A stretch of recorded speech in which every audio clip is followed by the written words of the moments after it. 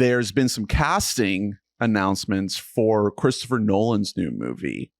Lupita Nyong'o is apparently the lead in the new Christopher Nolan movie, which we know nothing about. All we know is that he also tapped Matt Damon and Anne Hathaway, and Nolan is getting in on the Zendaya and Tom Holland business. There was another cast member that got announced tonight. Did you see it? Tonight? Robert Pattinson. Let's fucking go. Yeah. Breaking news. Yeah, I saw that like right before I came over. I don't know if it's confirmed, but everyone that's been rumored so far has got cast, so I'm pretty sure it's confirmed. We don't really know anything about this movie. All we know is that he's continuing his relationship with Universal after Oppenheimer. Do you believe the rumor about it like being a futuristic helicopter like action movie? Like sure. Like just some kind of like I don't even know what the fuck that's going to be. I'll watch it. I don't give a fuck. Yeah, I'm all there for it. I mean, the cast is insane. I mean, that like everyone you listed alone, plus Robert Pattinson. I mean, this is great news for me because I need Lupita to be in more stuff. You know, A Quiet Place Day 1 was good, but not enough. It didn't clear the bar for like what I want to see from her. Yeah, I thought that movie was like, maybe I just saw it like on a bad day or something, but I just was like, this is exceedingly mid, except for her. Right. But she's fantastic. I fully agree with that.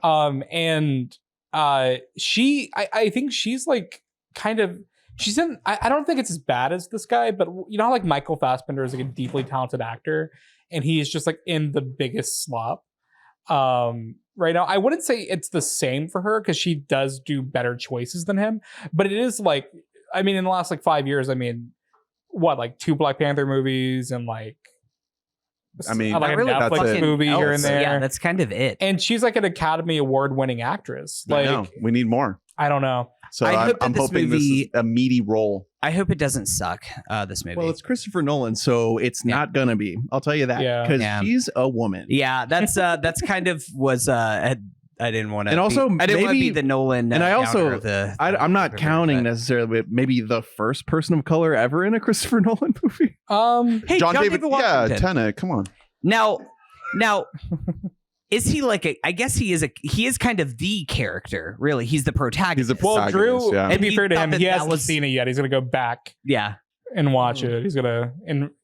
Do you think that was like that he's like, listen, I cast one black guy and he was literally the protagonist. Okay, like you guys have to get off my back now. Oh, and by the way, everyone hated that movie, so it's not my fault. I'm so glad we have like Tenet revisionism right now. It's so like I can't wait for Lupita Nyong'o to be called the woman. It couldn't have been good in the present. It had to.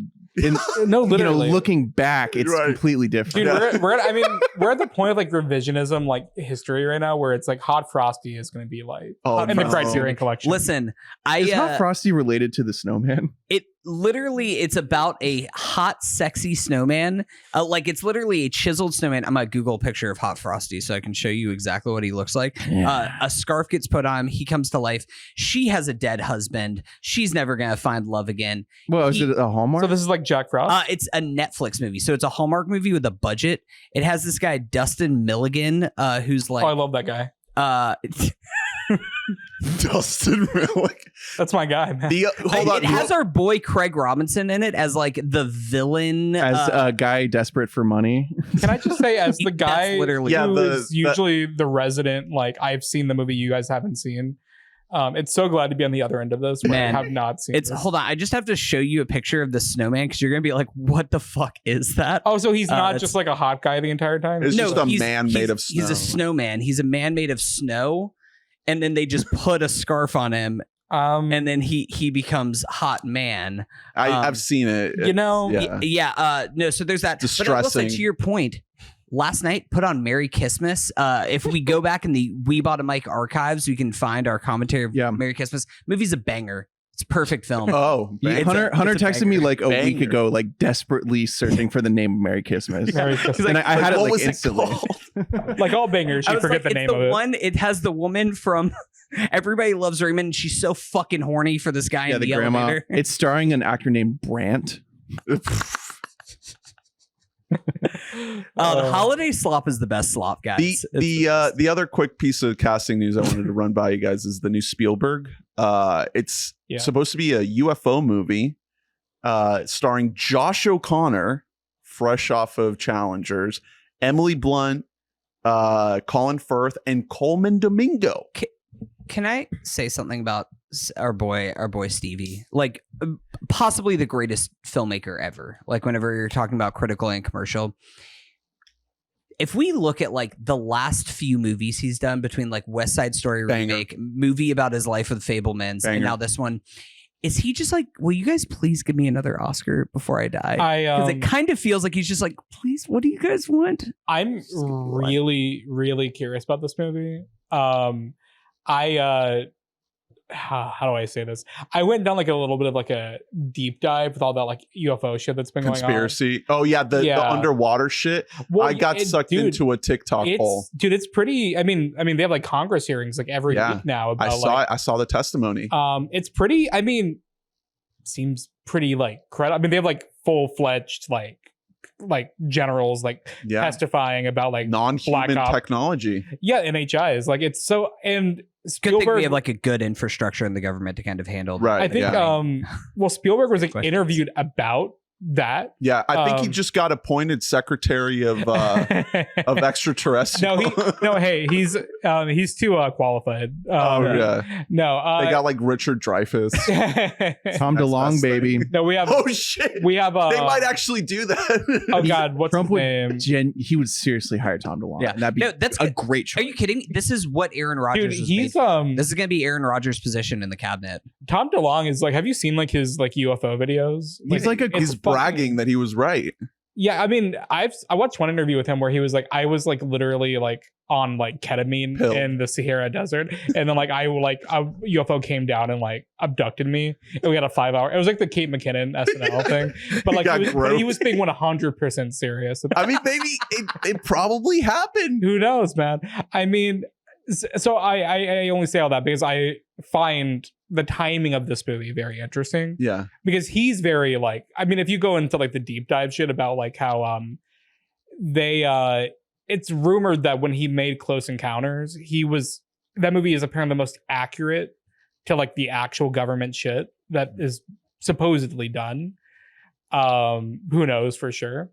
And so like people like in the government don't like that movie because he consulted with like people that actually got involved. Yeah, like to the truth apparently. People definitely like said some shit that they weren't supposed to say to him. Exactly. Yeah. Like it's gonna be a Stanley Kubrick situation. So I'm kind of wondering like, oh my god, is he gonna get fucking murdered? I just don't think it's a coincidence that he's doing this movie while like the UAP shit is like heating up again, and I'm very excited to see it. Yeah, let's fucking go. Let's do it. Yeah, and I think it's been a while since he's I mean he did Ready Player One, which I don't like love. I think it's an okay movie, but it's not like great. It's Hunter's favorite movie of all time. It's actually it's Spielberg's best movie. Yeah. Have you heard that in interviews? They said that like actually this is the most proud of anything that he's gonna return the Schindler's List Oscar. Yeah. Until he actually just got his own plaque and he like scratched out Schindler's List and just put Ready Player One on there. I'm curious to see how he tackles another blockbuster in his age now, because he I have all the faith in the world in him, but I'd love if he like made one like that's on the same level. I don't want to say Jurassic Park because that's a big ask. No, but like it'd be cool if he could do it again. Here's the thing. I think that if West Side Story comes out not during COVID, I think that movie could have been huge. That movie is so good. It's amazing. It's so good. Dude, the way that the first the prom or the dance sequence is shot in the gym is like apex Spielberg shit, where it's like my guy still has his fucking fastball.